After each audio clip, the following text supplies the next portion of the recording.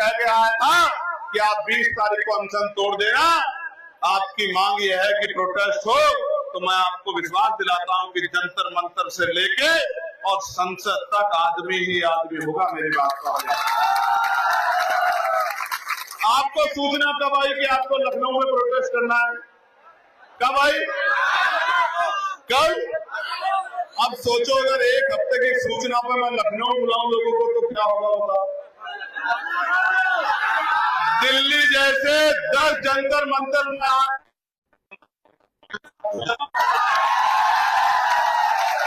अब आगे बढ़ते हैं। मैंने कहा कि तत्काल गाड़ी निकालो और मैं वहां चला गया जहां लाठीचार्ज हो रहा था, और आप पता करा के देख लेना अगर कोई बच्चा वहां गया हो। मैंने उनसे कहा कि जब तक मैं यहाँ हूं मेरा वचन है आपकी तरफ कोई लाठी नहीं उठा पाएगा। बताओ जो लोग वहां गए थे सही थी या गलत थी? और मैंने पुलिस के लोगों को कहा, अधिकारियों को, कि मुझे इनसे बात करने के लिए एक माइक चाहिए। ये नौजवान है, ये मेरी बात को सुन सकते हैं, आपकी बात को नहीं सुनेंगे। मैंने अपने भाइयों से कहा आप मुझे बताओ, आप यहाँ बैठे हो तो बताओ मुख्यमंत्री को इंटेलिजेंस से बता दिया है नहीं बता दिया है? बता दिया है नहीं बता दिया है? यहाँ की पुलिस ने, एडमिनिस्ट्रेशन ने बता दिया है मुख्यमंत्री को कि चंद्रशेखर आजाद, आजाद समाज पार्टी, भीम आर्मी, अपनी जनता पार्टी, तमाम पार्टी के नेता सब लोग वहां बैठे हैं और हमें नहीं पता कि वो क्या करेंगे। हो सकता है आपका घेराव करने के लिए आपकी तरफ भी आ जाए, ये भी हो सकता है।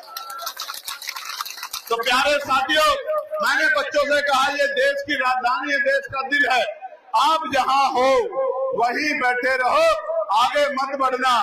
आगे आंसू बैठिए भाई, कहाँ गर्दन हिला रहे हैं? गर्दन हिलाने का काम थोड़ा, ये आदेश का पालन होना है, यहाँ गर्दन हिलाने के लिए नहीं है। यहाँ ये आजाद समाज पार्टी, भीम आर्मी के लोगों का आंदोलन है। हाँ,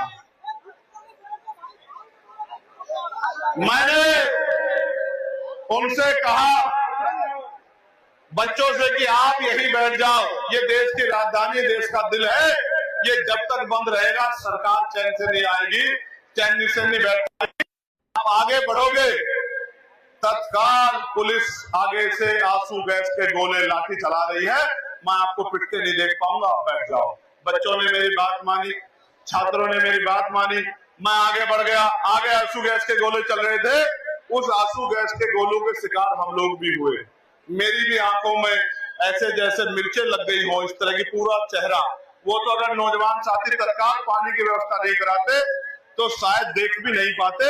लेकिन मैंने उस दिन क्या देखा, आंदोलन खत्म हो गया और मैं जब गया अपने ऑफिस पे, इंटरनेट बंद था, और ऑफिस पे जब मैं गया तो मैंने देखा किस तरह जानवरों की तरह पीट रहे हैं बच्चों को, लाठी चला रहे हैं, लात मार रहे हैं। बच्चियों को आपने भी देखा होगा वीडियो, प्राइवेट पार्ट पे पीछे से डंडा मार रहे हैं, कपड़े फाड़ रहे हैं, रो रही हैं बहनें, रो रही हैं माएं, और निर्दोष नियत बच्चों को जानवरों की तरह पीटा जा रहा है। मैंने कहा ये तो ठीक नहीं है। मेरा अंदर से मन रो रहा था कि क्या किया जाए, कैसे जो है इस अन्याय को रोका जाए। मैं तत्काल जो है मैंने फैसला लिया कि सरकार को जवाब मांगना पड़ेगा, और पार्लियामेंट में बाबा साहब अम्बेडकर की एक स्टैचू है जो लंबे समय से लगी है, उस स्टैचू के पास, उसके नीचे जाकर मैं बैठ गया। बारिश पड़ रही थी, बारिश पड़ रही थी, अचानक से गया, सब लोगों में हल्ला मच गया। ना ही कोई बैठने की व्यवस्था थी, ना ही कुछ और। एक चादर थी, वो चादर सिमेटता गया क्योंकि बारिश पड़ रही थी, लगातार वो भीग रही थी। एक छतरी थी, उस छतरी को लेकर बैठ गया। पूरी रात कुदरत ने ऐसी परीक्षा ली, राकेश भैया, बारिश ही नहीं रुकी पूरी रात। पूरे दिन का मैं थका हुआ,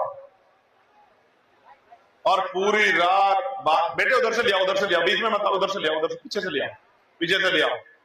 पूरी रात बारिश पड़ती रही और मैं मोर्चे पे डटा रहा।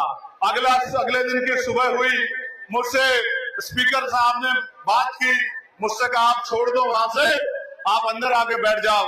रात में भी उन्होंने खबर भेजी कि आप बीमार हो जाओगे। मैंने कहा बीमार नहीं, मौत भी आ जाएगी तो मैं यहाँ से हिलूंगा नहीं।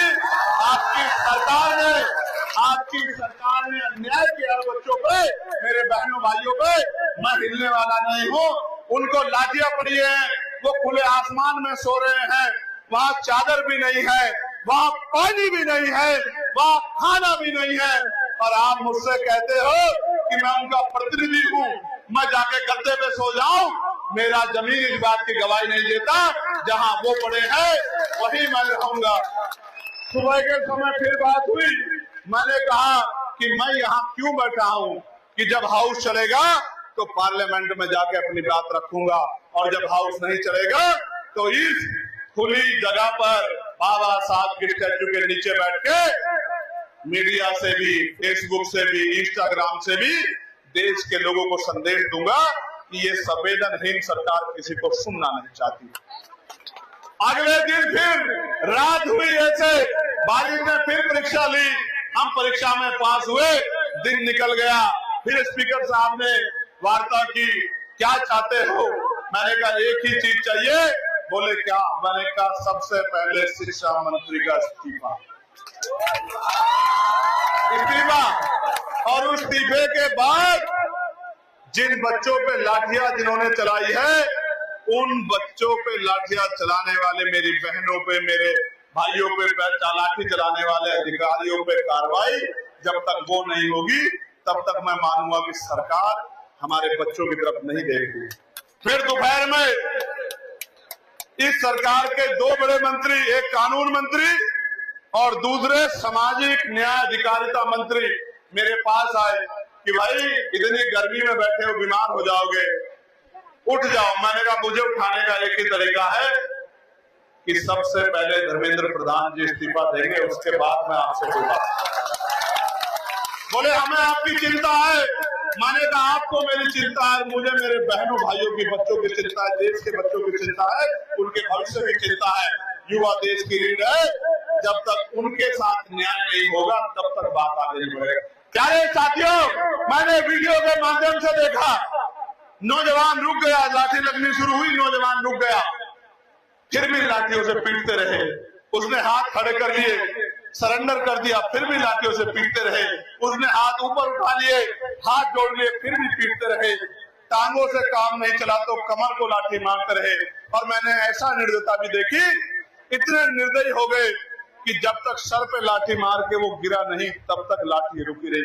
इतना जुल्म किया दिल्ली की सरकार के इशारे पे पुलिस के भाइयों ने। आप जानते हो मैं पुलिस के भाइयों के लिए सबसे ज्यादा लड़ता हूँ, कागजी तौर पे भी, पार्लियामेंट में भी, कमेटी में भी और सड़कों पे भी लगातार लड़ता हूँ। लेकिन उस दिन दिल्ली पुलिस के व्यवहार से मुझे बड़ी तकलीफ हुई।